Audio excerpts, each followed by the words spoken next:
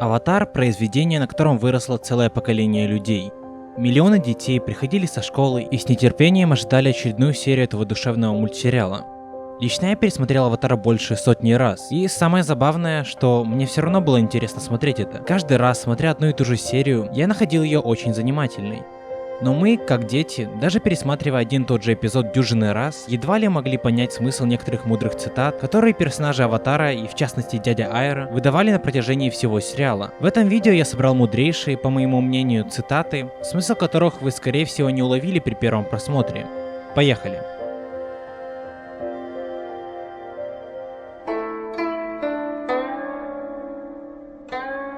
Важно научиться черпать мудрость из разных источников. Если брать ее только в одном источнике, то она становится жесткой и черствой. Научись понимать других, другие стихии и другие народы, и ты станешь совершенным. Эта цитата имеет достаточно важный посыл, так как относится к нашим реалиям как нельзя лучше. И в целом, разделение на стихии в Аватаре по сути является интерпретацией разделением нашего реального мира на что бы то ни было. На расы, нации, сексуальные ориентации, на фанатов той или иной футбольной команды, политические движения, религии и так далее. Первая часть этой цитаты говорит нам, что необходимо брать мудрость из разных источников, так как замыкаясь в чем-то одном, без возможности узнавать альтернативные точки зрения, ты становишься человеком с невероятно узким кругозором, который дальше своей идеологии не видит и не может воспринимать что-либо, что противоречит его парадигме.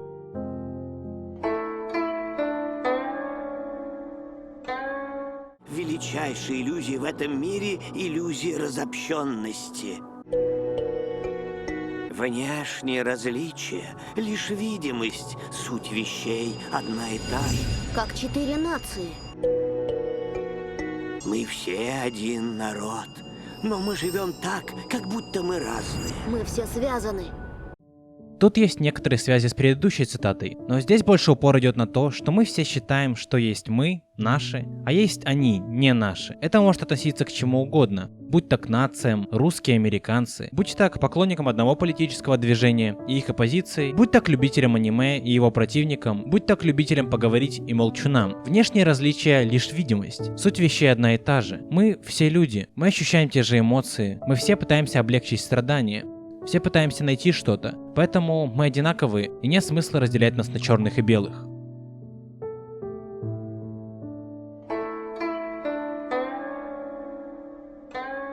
Этот город тюрьма. Я не хочу здесь жить. Жизнь все равно идет, где бы ты ни был. Хочешь ты этого или нет?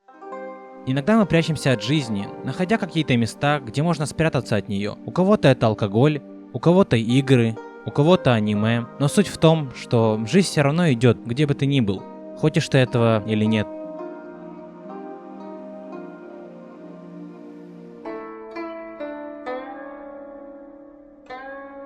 Монахи говорили, что месть — это двухголовая крыса.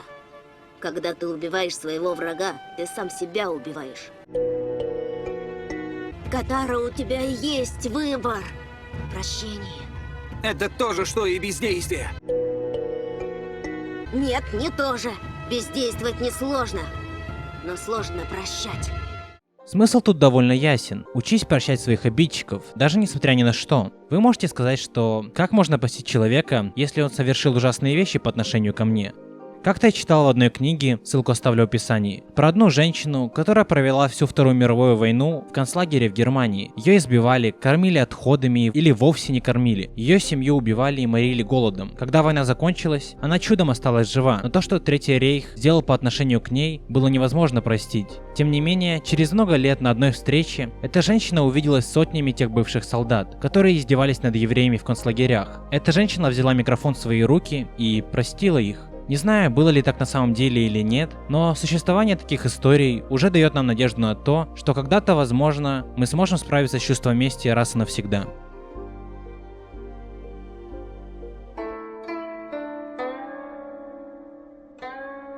Нельзя поддаваться отчаянию. Если позволишь себе пойти по этой дороге, то предашься самым низким инстинктам. Самые трудные времена надежда единственное, во что можно верить. В ней источник внутренней силы. Порой бывают времена, когда все тяжело, И самый легкий путь — это лишь тонуть в объятия отчаяния. Когда мы делаем так, то едва ли что-то хорошее может произойти. Отчаявшись, мы скорее всего пойдем еще ниже. Но имея надежду, мы, вероятно, можем пройти через любые преграды. Надежда помогала человечеству на протяжении многих тысячелетий. Томас Эдисон пытался создать лампу накаливания более 10 тысяч раз. Что если не надежда помогла ему не забросить это и не утонуть в отчаянии?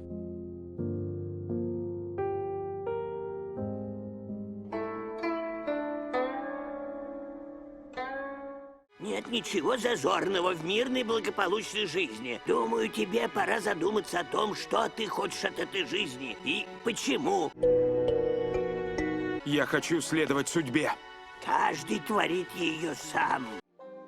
Вообще весь этот диалог очень сильный. Зуко, как и многие люди в нашем мире, думает, что у него есть какая-то судьба, которая строится на том, что от него ожидают другие, королевская семья и прочие. Зуку не нравится такая простая жизнь, он хочет что-то большее, но дядя Айра говорит ему, что нужно находить мелочи приятными, иначе какой тогда смысл в жизни? Если все время гнаться за своим аватаром, то ты просто пропустишь те мелкие мгновения, из которых и состоит жизнь.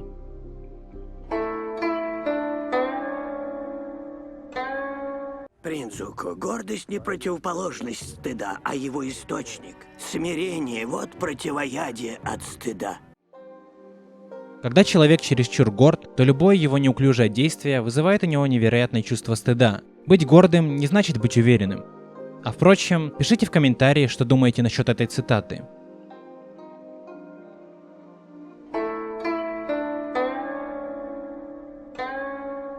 Вместо того, что видят все, можно напрячься и увидеть новые возможности.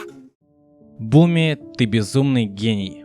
Смысл данной цитаты прост. Пытайся смотреть на вещи под другим углом. Не бойся мыслить креативно и искать пути, которые не являются общепринятыми. Иногда люди, в силу психологии масс, смотрят на вещи крайне ограниченно и даже не пытаются искать более креативные решения. Во многом так происходит потому, что это тяжело. Думать всегда непросто. А еще мы все подпадаем под влияние общества, которое диктует нам, как мы должны делать что-либо, не давая нам самим подумать и найти собственное решение.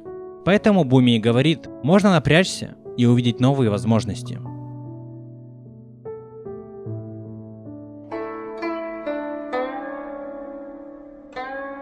Это твоя судьба? Или кто-то тебе ее навязывает? Подумай как следует. Вам пора заглянуть внутрь себя и задать себе пару серьезных вопросов. Кто вы и чего хотите вы?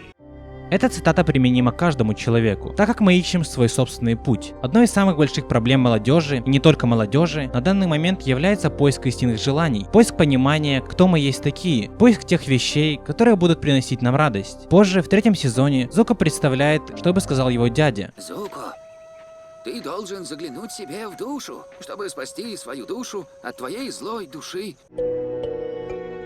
И только тогда истинная душа освободит себя.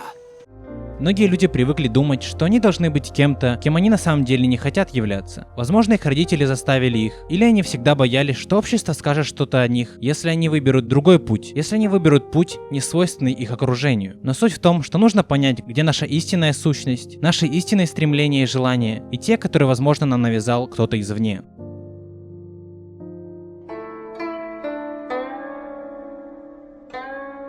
Но иногда жизнь, как этот темный туннель. Ты не всегда видишь свет в его конце. Но если будешь двигаться, обязательно на него выйдешь. Эта цитата относится ко всем, как по мне, так как у всех бывают трудные времена. Иногда кажется, что белая полоса еще далеко, но если не падать в отчаяние и пытаться идти дальше, то ты обязательно найдешь свет в конце туннеля. Все может быть в тумане, и поэтому не ясно, близок ли выход, близко ли облегчение или успех, или нет. В такие моменты многие поворачиваются назад, так как впереди один мрак. Ты не всегда видишь свет в его конце, но если будешь двигаться, обязательно на него выйдешь. Вот такой вот получился ролик, ребят. Если хотите больше видео по вселенной Аватара, то ставьте лайки и напишите комментарий, чтобы помочь этому видео продвинуться. Еще увидимся.